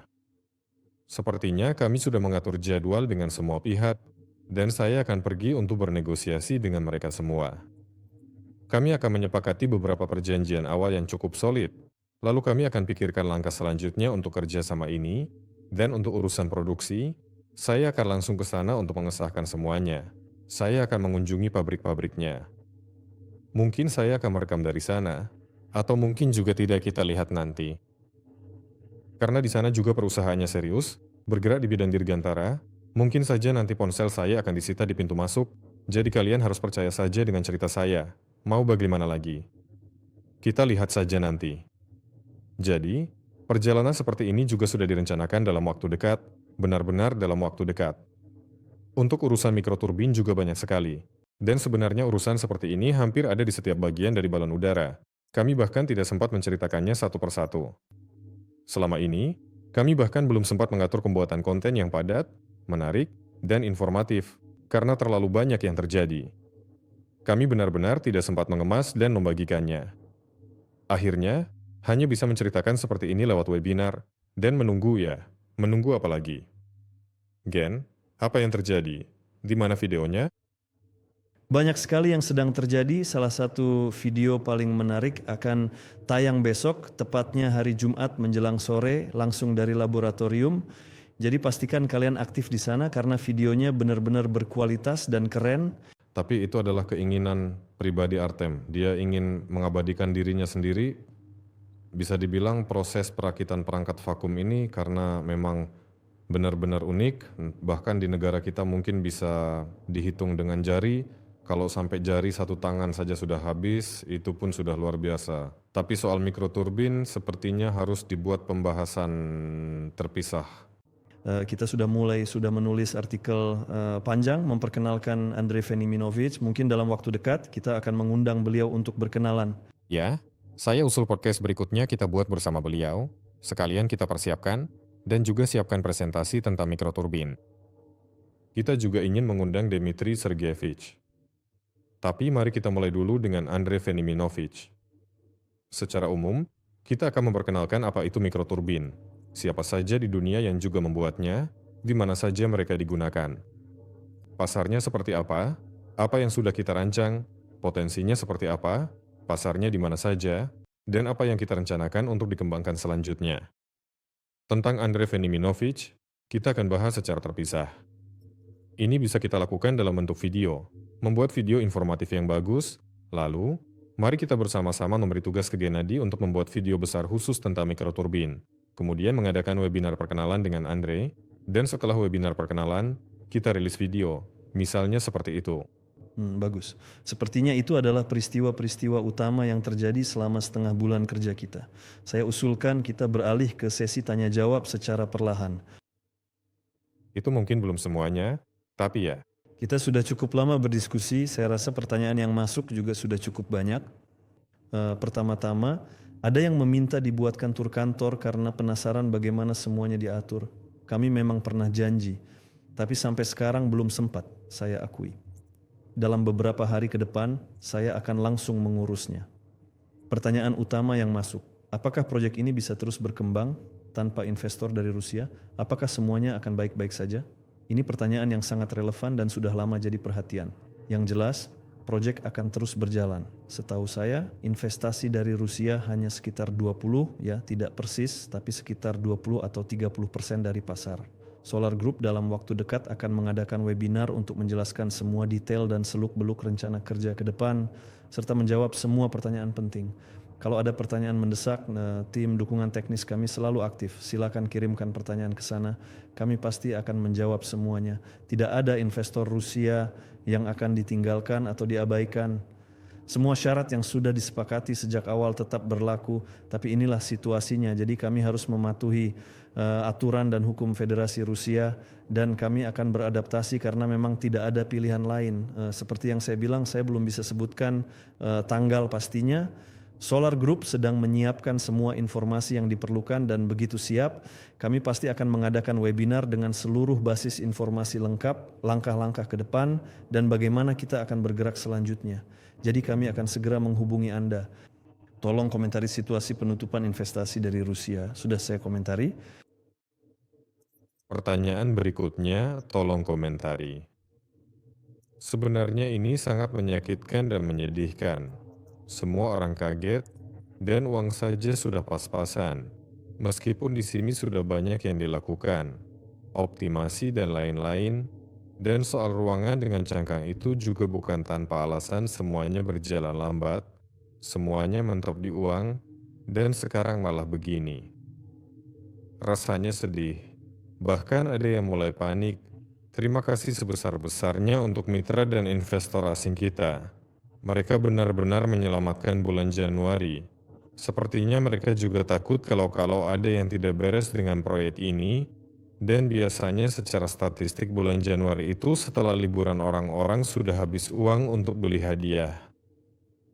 Tapi Januari kali ini semua statistiknya jadi kacau. Terima kasih untuk orang asing. Webinar ini kebanyakan ditonton orang Rusia. Kita juga punya India, Afrika, Vietnam, tapi semua negara itu sangat aktif. Di sana semuanya berjalan lancar. Semoga saja orang asing terus menumbangkan semua ini, dan Solar Growth dari pihak Rusia bisa menemukan mekanisme yang tepat. Sebenarnya sejauh yang saya tahu pembahasan soal ini sudah mulai jauh sebelum semua kejadian ini, tapi memang sedikit terlambat untuk sepenuhnya masuk ke zona legal, tapi pekerjaan tetap berjalan. Ngomong-ngomong, bukan cuma mitra asing kita yang bisa bekerja, mitra Rusia juga bisa terus menjalankan aktivitas kemitraannya, tapi hanya di platform Architectural Urban Solution. Di platform Rusia sangat tidak disarankan untuk melakukan hal ini dalam kondisi apapun. Tidak disarankan untuk melakukan ini, tapi ada platform lain, pokoknya kalian sendiri tahu, yang tidak boleh di Rusia. Soal L-Links, kalian mau bangun atau sewa? Tahun lalu kami berkenalan dengan pemilik salah satu aerodrom pribadi, dengan siapa kami melakukan negosiasi soal sewa dan pembangunan di wilayahnya, dan kesepakatan sudah terbentuk, tidak ada yang berubah setelah tahun baru. Kami sampai pada tahap di mana kami diberikan master plan. Lalu di master plan itu kami menempatkan L-Links, titik-titik dermaga, jalur taxiway, dan sebagainya. Pokoknya seluruh skemanya sudah kami gambar dengan baik. Oke, begini saja. Kapan kita mulai? Waktu itu sudah mulai musim dingin. Jadi ya, nanti kalau salju sudah mencair, kita mulai. Semuanya masih sesuai rencana. Secara kasar, untuk saat ini, soal lahan dan aerodrom sudah ada kejelasan, dengan L-Links dan produsen L-Links-nya juga sudah ada kontak. Jadi, apa yang kita tunggu?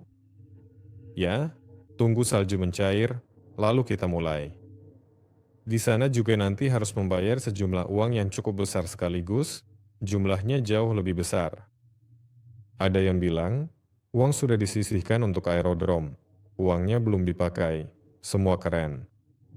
Sebenarnya, aerodrom itu harganya 20 juta rubel. Untuk ukuran aerodrom itu bisa dibilang sedikit. Kalau lihat iklan aerodrom pertanian, ada yang bisa dibeli seharga 5 juta rubel, 6 juta, atau 7 juta, tapi itu hanya aerodrom di atas kertas, kenyataannya cuma ladang jagung. Bahkan tiang listrik pun tidak ada di dekatnya. Tapi intinya bukan itu.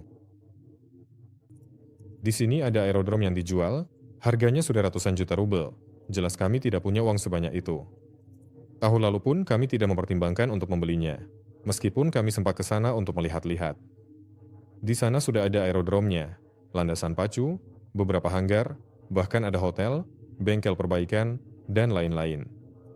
Harganya 200 juta, 300 juta, ada juga aerodrom yang harganya 400, 500 juta, bahkan lebih. Tapi yang ini adalah aerodrom pertanian, tapi sudah ditata dengan baik. Sudah ada hanggar yang cukup untuk menampung Niva 01 dan pesawat kecil. Misalnya, hanya perlu sedikit modifikasi di pintunya. Sudah ada rumah kecil untuk menginap, listrik, air, dan lain-lain. Harganya 20 juta rubel. Kami berencana untuk membelinya, tapi pada akhirnya tidak jadi dijual ke kami, karena mereka memutuskan untuk tetap memilikinya dan mereka juga punya masalah dengan dokumen. Karena kami mulai melakukan transaksi secara notaris memeriksa dokumen-dokumennya, ada yang harus diperbaiki 1, 2, 3 hal, lalu mereka berpikir, sudahlah. Saat itu juga, ada beberapa pesawat lagi yang masuk ke hanggar mereka untuk disewa. Intinya, gaji bulanan mereka naik dan mereka merasa, ya, sepertinya lumayan juga, jadi tidak jadi dijual. Begitu. Dan waktu itu kami juga berencana untuk membangun hanggar pneumatik berkerangka untuk Niva 2 di sana. Dan yang ingin saya katakan, ada yang bilang uangnya tidak kami habiskan. Uangnya masih ada. Intinya, kalau dijumlahkan harga aerodrom dan harga hanggar pneumatik berkerangka untuk Niva 2, itu masih kurang dari setengah harga hanggar pneumatik berkerangka untuk Niva 8. Dan akhirnya diputuskan untuk langsung membangun hanggar pneumatik berkerangka untuk Niva 8. Pertama, karena kami sudah terlalu lama menunda pembangunan hanggar pneumatik untuk Niva 2 secara keseluruhan. Tidak ada gunanya menghabiskan banyak uang hanya untuk kemudian menghabiskan lebih banyak uang lagi. Lebih baik langsung lewati yang pertama saja. Dan kami dengan pemilik aerodrom yang sekarang ini memang sudah sepakat untuk membangun hanggar besar dan untuk balon udara besar, Dia punya cukup lahan untuk menampung baik Niva 2 maupun Niva 8. Jadi ya begitu. Secara lokasi, ini di mana? Cukup jauh, tapi untuk saat ini saya memang belum melihat ada gunanya. Nanti kalau saya ke sana kita akan buat video dari sana. Saat kita mulai menuang fondasi untuk pneumatik berkerangka, nah waktu itu baru saya ceritakan semuanya. Oke, saya lanjut ke pertanyaan berikutnya. Mungkin setiap mesin bisa dikendalikan dengan sistem energi sendiri lewat serat optik. Ini sepertinya masih dalam konteks pembicaraan tentang motor listrik. Di sana memang semuanya akan dikendalikan lewat serat optik. Setiap mesin nantinya akan punya turbin kecil sendiri. Jadi pada akhirnya memang akan mengarah ke situ, kemungkinan besar. Apakah ada rencana untuk membangun pesawat udara yang lebih besar tahun depan atau tahun ini? Tahun ini, kami ingin agar Nova 01 juga muncul sebagai produk, bukan hanya sebagai laboratorium terbang, salinan dinamis, dan pesawat udara, tapi juga Nova 2. Ya, memang direncanakan. Sekarang, setelah uji dinamis pada kecepatan tinggi pesawat udara selesai, kami akan melihat seberapa besar teori aerodinamikanya sesuai dengan praktik. Jika tidak perlu ada yang diperbaiki, kami tidak akan mengubah apapun, tapi kalau perlu memperbaiki bodi, akan kami perbaiki. Dan ya, kami akan mulai, tapi yang akan kami buat bukan lagi maket laboratorium, melainkan produk utuh, balon udara hibrida kecil yang sesungguhnya. Tapi dengan volume yang sama, kurang lebih. Ada pertimbangan tertentu juga soal volume Nova 01, kemana harus diarahkan, dan pertimbangan serupa juga akan muncul untuk aerolot. Untuk Nova 01, sekarang volumenya sekitar 130 meter kubik. Saat ini kami sedang mempertimbangkan antara 200 hingga 300 meter kubik. Saya belum akan menyebutkan detail pastinya, tapi kami sedang mempertimbangkan antara 200 hingga 300 meter kubik. Kita akan punya balon udara berbentuk klasik, tapi sudah sebagai produk yang punya sifat-sifat produk, artinya bisa diserahkan ke pihak lain untuk dioperasikan. Bukan hanya bisa dikendalikan oleh orang-orang yang menciptakannya saja, lebih aman, lebih andal, dan sebagainya. Untuk ukuran aerolot juga akan kami tentukan setelah uji coba selesai, tapi di sana juga kurang lebih nanti akan jelas. Sangat mungkin aerolot akan tetap pada ukurannya sekarang. Di sini pertanyaannya memang apakah direncanakan untuk menambah ukuran? Apakah kami berencana untuk merilis yang baru dengan ukuran lebih besar? Sebenarnya, demi penghematan sumber daya, saat ini kami hanya fokus pada Nova 2. Semua yang lain dikerjakan dengan sumber daya seminimal mungkin. Perhatian juga seminimal mungkin. Jika pada suatu saat kelangkaan sumber daya kami berakhir, tentu saja kami akan mulai bekerja lebih luas pada lini produk. Untuk dirigible hibrida, kami sedang aktif mendiskusikan apakah itu memang diperlukan. Kami benar-benar terbelah antara yang klasik dan merasa itu sudah cukup, dan ada juga yang menganggap perangkat hibrida itu perlu. Sekarang, jelasnya, kami sedang merakit dan menguji aerolete, karena teori tetaplah teori. Praktik adalah praktik. Dalam praktiknya, sekarang kita akan lihat bagaimana hasilnya, dan teorinya akan diperkuat, serta posisi para pendukung hibrida, secara kasar, akan menguat atau melemah. Kita akan lihat bagaimana perkembangannya. Tentu saja ada rencana untuk membangun dirigible hibrida, jika memang mereka menemukan area penerapannya sendiri, karena area penggunaannya itu kadang menyempit, kadang meluas. Untuk saat ini masih dalam kerangka teoretis, dan sekarang kita akan lihat secara praktis. Bagi Dmitry Sergeyevich, sebagai ideolog utama dirigible tipe aerolet, ini adalah ciptaannya, buah karyanya.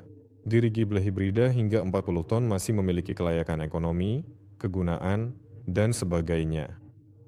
Di atas 40 ton, untuk saat ini dia belum mempertimbangkannya, tapi para penganut klasik juga berusaha menurunkan batas 40 ton itu. Kedepannya, ada masalah yang berkaitan dengan konstruksi badan pesawat, yaitu badan aerodinamisnya tidak berbentuk sempurna, bukan penampang bulat, melainkan penampang yang rumit. Setiap produk berbahan lunak, ketika diberi tekanan, cenderung mengambil bentuk penampang bulat, dan untuk menciptakan bentuk yang tidak bulat, maka bobot selubungnya jadi bertambah, misalnya dengan membuat membran internal. Di satu sisi, artinya, seolah-olah kamu membuat perangkat hibrida yang kecil, tapi justru dia sendiri yang menambah beratnya, jadi kamu tidak bisa benar-benar memanfaatkannya secara optimal saat terbang. Intinya, membangun yang besar dan kaku sekaligus itu tidak ada uangnya, tidak ada waktunya, dan tidak ada keinginannya. Dan seperti apa perangkat hibrida berikutnya, dan seberapa besar ukurannya, untuk saat ini masih sulit dikatakan. Ada beberapa pengembangan yang sedang kami jalani sekarang, yaitu badan semi kaku dengan rangka pneumatik. Ada solusi, misalnya, bagaimana membuat dirigible hibrida dengan bentuk seperti aerolet ukuran Nova 2, tapi misalnya kalau Nova 2 bisa mengangkat 500 kg, yang ini bisa mengangkat 2 ton. Tentu saja, ini adalah perbedaan yang signifikan. Apakah kami akan membangunnya atau tidak? Kami tidak akan memutuskan begitu saja, ya atau tidak. Kami memiliki regulasi yang jelas, ada Dewan Ilmiah Teknis di mana semua keputusan ini diambil. Setidaknya dari sudut pandang ilmiah teknis, kami harus membuktikan kelayakan proyek ini secara umum. Namun, seperti yang saya katakan, kemudian akan didukung juga oleh aspek keuangan, jadi untuk saat ini, dalam kerangka Nova 2. Saya rasa, secara keseluruhan, saya sudah menjawab pertanyaannya. Kalau begitu, kita lanjut. Di sini ada yang bilang dibutuhkan selubung elektromagnetik yang akan menolak helium. Kapsul elektromagnetik bertenaga, apakah ada yang diketahui tentang hal ini? Ada berbagai penelitian di mana mereka mencoba mengisi helium dengan elektrostatis, mencoba menahannya, menolaknya. Sebenarnya, ini adalah salah satu prioritas utama kami. Itu ada tercatat. Ada cara-cara khusus bagaimana hal ini bisa dilakukan, tapi semuanya tidak sesederhana itu. Untuk ini juga dibutuhkan kompetensi yang sangat tinggi dalam teknologi yang sangat canggih. Misalnya, pembuatan generator impuls nanodetik dengan daya megawatt. Secara hipotetis, sesuatu mungkin bisa berhasil. Suatu saat nanti kita akan sampai ke sana. Selamat malam, apakah Nova 8 akan dirilis tahun depan atau lebih lambat? Jika produksi cangkang bisa berjalan lancar tahun ini, kami akan mulai membuat cangkang Nova 8 tahun ini juga. Mulai membuat, saya tidak yakin, setidaknya kami akan mulai mengelas. Saat ini kami sedang dalam tahap pemesanan material untuk cangkang Nova 8, karena cangkangnya berbeda dengan Nova 2, lebih kaku, dan persyaratannya juga lebih ketat. Jika tahun ini, misalnya di awal tahun, kami memesannya, maka sekitar pertengahan musim panas atau musim gugur materialnya akan sampai ke kami, yang berarti kami bisa mulai memproduksi. Artinya, semua hal lain juga akan mengikuti secara bertahap dan tahun depan kita seharusnya sudah bisa melihat Nova 8. Itu sudah tahun ke-27. Sekarang pertanyaan berikutnya. Jika berhasil mengatur produksi massal mikroturbin sebagai lini bisnis terpisah, apakah itu akan menghasilkan keuntungan bagi Aeronova dan dengan demikian dividen dari mereka? Kami belum benar-benar membahas ini secara langsung. Apakah pasti iya atau pasti tidak? Tapi jika ini berkembang dalam kerangka Aeronova, maka secara logis jawabannya iya. Ini adalah cabang yang sangat besar. Jika semuanya dijalankan sebagai cerita terpisah, sebagai bisnis terpisah, ini adalah cabang yang sangat besar dengan pekerjaan yang benar-benar rumit. Misalnya, dalam kerangka pembuatan lini produk balon udara, merancang turbin sendiri, membuatnya di suatu tempat, lalu meminta seseorang untuk memproduksinya, itu satu hal. Tapi mengembangkan bisnis terpisah, mengatur produksi massal, itu benar-benar hal yang berbeda. Ada juga ide untuk meluncurkan mikroturbin sebagai proyek terpisah dengan pendanaan sendiri, tapi untuk saat ini itu belum memungkinkan. Dan karena pada tahun pertama mikroturbin berkembang dalam kerangka Aeronova, tentu saja Aeronova akan mendapatkan sesuatu jika mikroturbin dipisahkan. Jika dipisahkan, maka semuanya milik Aeronova, yang berarti juga untuk para investor baru, tentu saja.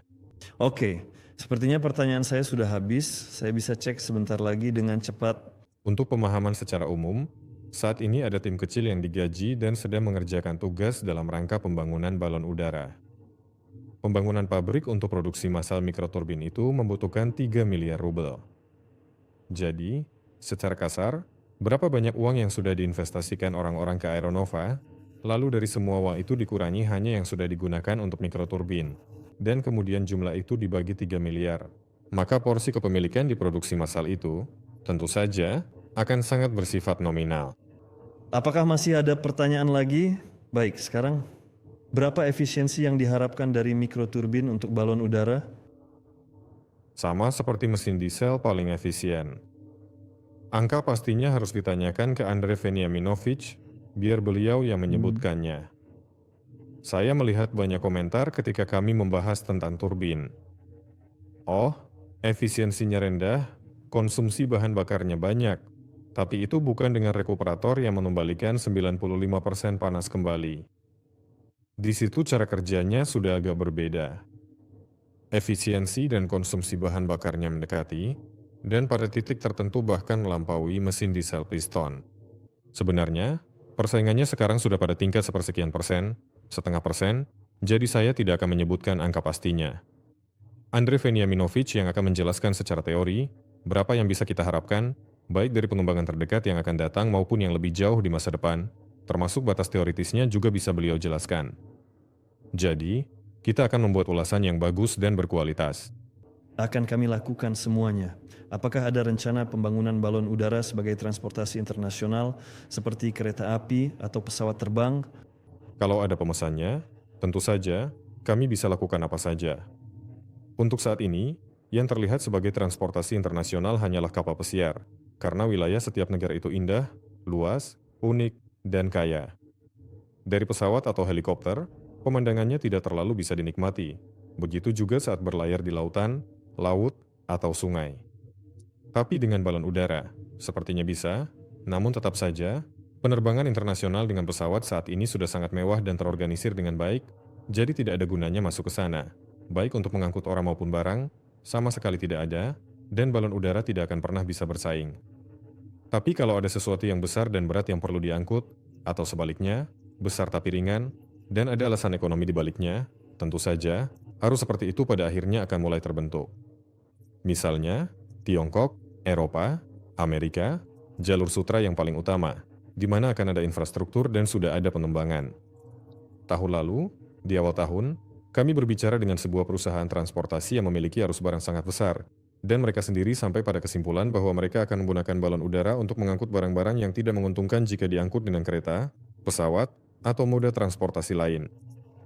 Kalau saja ada balon udara, pasti akan luar biasa. Dan pasti akan ada barang-barang dan arus barang yang cocok, dan suatu saat nanti semuanya akan berjalan lancar. Tapi, Anda paham, itu bukan di awal perkembangan industri, saat persaingan sangat ketat demi keuntungan sekecil apapun. Saya harap, untuk saat ini, fokusnya adalah menutup celah-celah pasar yang belum ada pemainnya.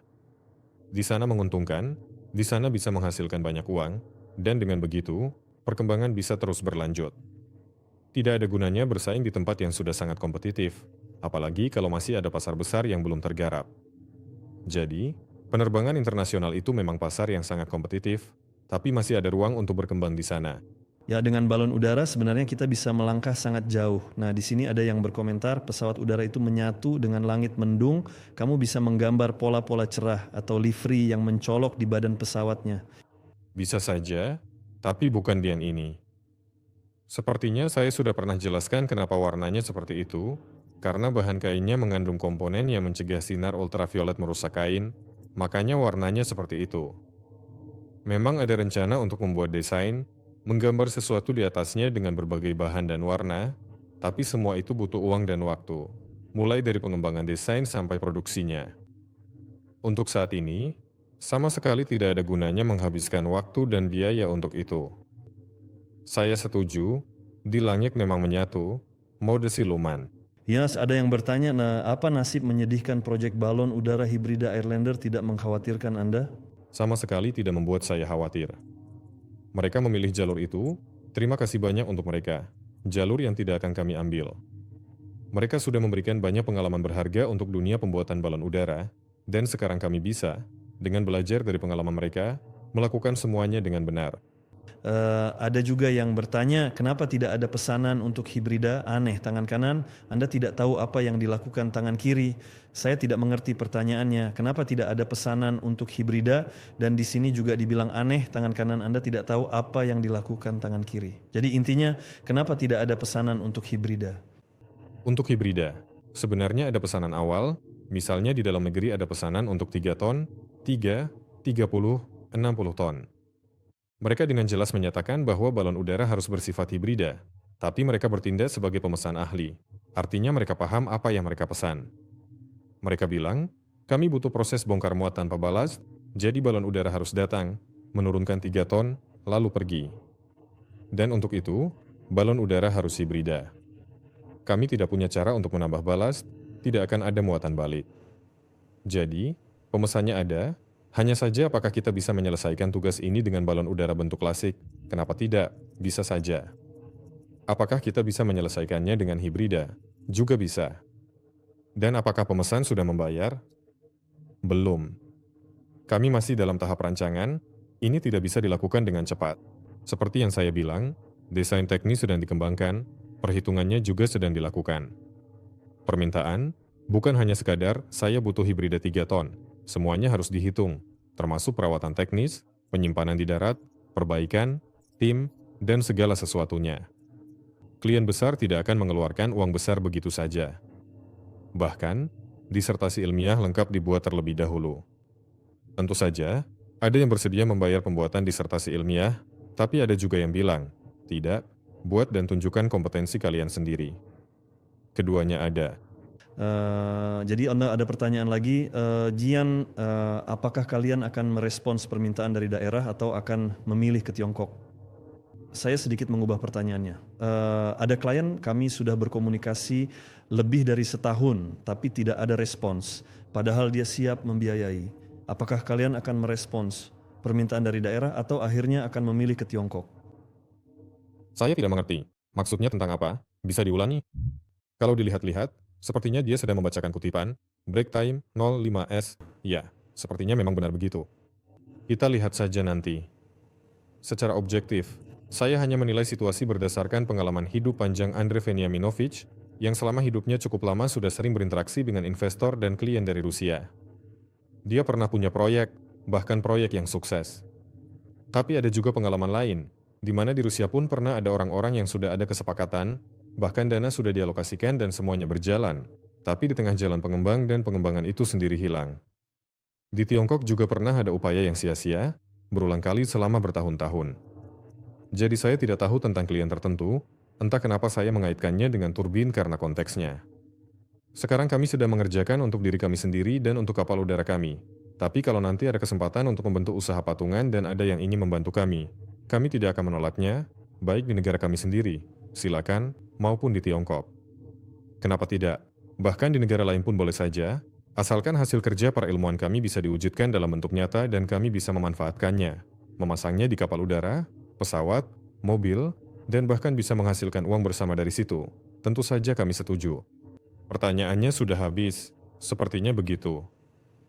Cukup panjang juga ya. Teman-teman, kalau kalian menonton webinar, keren banget. Terima kasih atas pertanyaannya, atas jawabannya, dan atas ketertarikannya. Saya paham banyak yang ingin mendengar, mungkin soal situasi dengan orang Rusia dan semua cerita ini. Semoga saja Solar Group segera menjawab semuanya. Di sini prosesnya benar-benar berjalan, semuanya bergerak dan bekerja. Setelah melihat bagaimana Aerolot terbang, sebenarnya banyak yang jadi terinspirasi.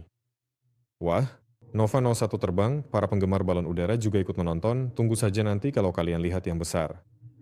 Mereka sih sudah pernah lihat. Tapi, waktu Aerolot itu terbang, bahkan mereka pun kaget, dan meskipun videonya singkat-singkat, tetap saja, video itu menyebar kemana-mana, para pilot pesawat juga menonton, pilot helikopter juga menonton. Semua jadi tertarik, jadi semangat. Agak kurang nyaman sih posisi mikrofon, duduk di bawahnya begini. Waktu balon udara klasik akhirnya terbang, orang-orang sudah punya bayangan di kepala. Balon udara, bentuknya kayak sosis klasik, terbangnya seru. Tapi, waktu Aerolot terbang, bentuknya aneh banget dan cara terbangnya juga beda banget. Itu langsung bikin orang benar-benar penasaran, dan itu sangat menyenangkan dan memotivasi. Banyak yang menelepon dari berbagai perusahaan di bidang terkait, mereka ingin datang dan melihat langsung. Dan mereka juga datang, by the way, anak-anak muda keren dari salah satu korporasi besar di Rusia, anak-anak muda dengan bidang mereka sendiri. Mereka juga bergerak di teknologi tanpa awak, tapi untuk kendaraan darat. Mereka bilang, wah, ini apaan? Ayo kita bikin sesuatu bareng. Jadi, hanya dengan satu video pendek tentang Aerolot, sebenarnya sudah cukup bikin heboh di kalangan tertentu. Dan sekarang kalau cuaca cerah, kita bakal terus bikin heboh. Aku mau lebih jauh lagi. Kita juga akan menerbangkan Nova kecil, balon udara klasik juga akan terbang. Dan nanti kalau Nova 2 sudah terbang, itu bakal jadi sesuatu yang serius. Kita benar-benar sudah bikin heboh di dunia hanya dengan 2 paket kecil yang bisa terbang. Apa yang akan terjadi selanjutnya? Pokoknya, semuanya akan baik-baik saja. Sampai di sini sepertinya kita harus pamit. Teman-teman jangan lupa tulis komentar untuk kami, kasih reaksi kalian. Sangat berarti buat kami kalau kalian menulis sesuatu atau memberikan respon, karena semua ini juga kami lakukan untuk kalian. Bagikan informasinya dengan bijak. Kita cuma ingin mempopulerkan topik ini, bahwa balon udara itu keren, luar biasa, supaya semakin banyak orang tahu kalau topik ini sedang kembali naik daun, bahwa sebentar lagi kita akan melihat balon udara di atas kepala kita, supaya makin banyak orang ingin melihatnya di langit kita, dan kita akan berusaha agar di Rusia balon udara ini bisa jadi semacam flagship dan jadi standar yang ingin dicapai semua orang. Nah, sampai di sini dulu, kita pamit. Ya, teman-teman, sampai jumpa di chat, di Telegram. Tunggu saja video berikutnya. Kapan kita akan tayang lagi? Sudah pasti di bulan Februari, tapi mungkin juga mendekati akhir bulan. Sekarang kita buat 2 minggu sekali, tapi yang jelas akan ada pengumuman, kami pasti akan kabari. Jadi, 2 minggu lagi itu tanggal 12 Februari. Dan pada 12 Februari ada sekelompok investor asing yang ingin datang ke aerodrom untuk melihat bagaimana balon udara terbang. Jadi, kemungkinan kita akan undur 1 hari dan mengadakan webinar. Atau mungkin seminggu kemudian, jadi bukan tanggal 12, tapi seminggu setelahnya. Pokoknya, sampai jumpa. Ya, terima kasih semuanya. Sampai jumpa. Solar Group mempersembahkan. Dulu, ini adalah sebuah mimpi. Mimpi tentang langit, tentang penerbangan bebas, tentang perjalanan keliling dunia. Dan kami menunjukkannya dengan sepenuh hati. Tapi apa yang dibutuhkan untuk mewujudkannya? Mimpi kami telah menjadi tujuan kami dengan sepenuh hati. Rencana kami telah menjadi rencana yang matang. Ide-ide kami berubah menjadi peta jalan dan teknologi produksi. Jadwal kami sudah terisi untuk bertahun-tahun ke depan. Pengembangan dan pembangunan. Komponen dan bahan. Pembuatan model dan pelaksanaan pengujian. Dari mimpi, kita menuju hasil. Jalani perjalanan ini bersama kami. Solar Group mempersembahkan proyek balon udara generasi baru. Kami telah memilih cara terbaik untuk meramalkan masa depan, menciptakannya bersama Anda.